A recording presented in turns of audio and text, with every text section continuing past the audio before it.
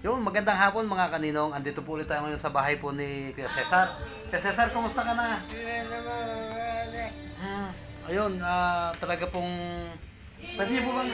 Dito lang, dito lang. Pwede ba labas dito sa gilid? Ha? Akin nga! Hmm. Ayan, ayan po yung kanyang ano...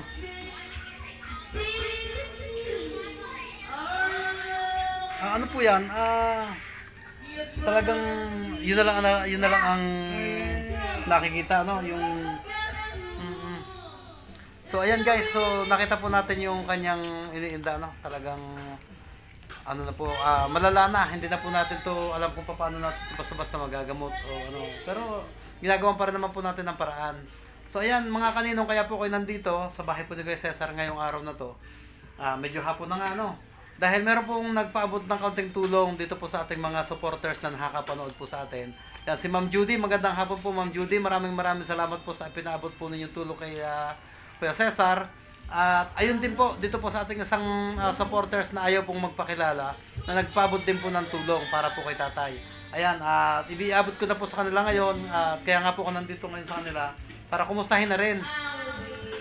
Tatay, ako po ay hindi ko pa nalalakad yung sa birth certificate po ninyo kasi ngayon po ay holiday, wala pong office sa ating Kalawan. Kaya po magantay po muna tayo ng makatapos yung ating Ondras. At saka po natin abyadin yung sa inyo pong sa birth certificate. Ano po? At lalakarin ko rin po yung makapagpa-laboratory po kayo kung paano po kung makakakuha po tayo ng libreng laboratory dito sa Kalawan, mas maganda. At ayan,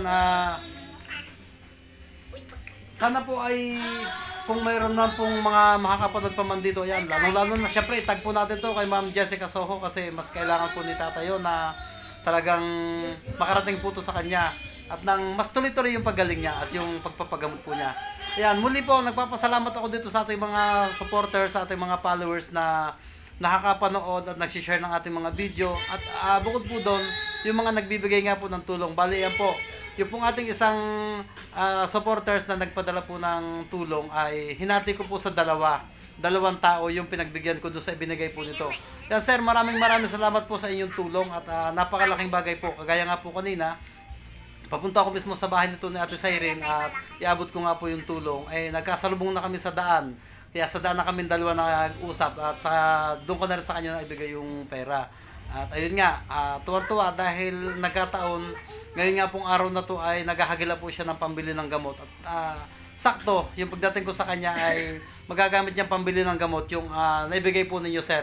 Maraming salamat po ulit at God bless you po. Sana po ay siksik liglig at umaaw po ang biyayang dumating sa inyo para mas marami pa po kayong matulungan.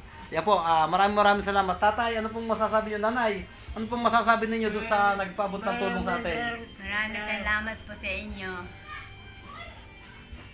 Ayan, maraming salamat daw po sir doon sa inyo pong tulong na ibinigay. At ayan po, medyo si tatay ay hirap po magsalita ngayon. Talaga pong ayun, nahihirapan po siya magsalita. Kaya naunawa naman po natin na siya po ay nagpapasalamat ng lubos dito po sa ating, ayan nga po, dito kay sir na ayaw po magpakilala. Pero tuloy-tuloy naman po yung pagbibigay niya ng tulong para po dito sa mga ganitong pagkakataon. Thank you very much po at update ko na lang po ulit kayo sa mga susunod pa pong bisita natin kay tatay at doon po sa mga nakakapanood po na magbibigay po ng tulong para sa pagpapagamot ni tatay. Ayan po, malugod po nilang tinatanggap at nagpapasalamat po sila ng sobra. Ayan po, tay, thank you po ha.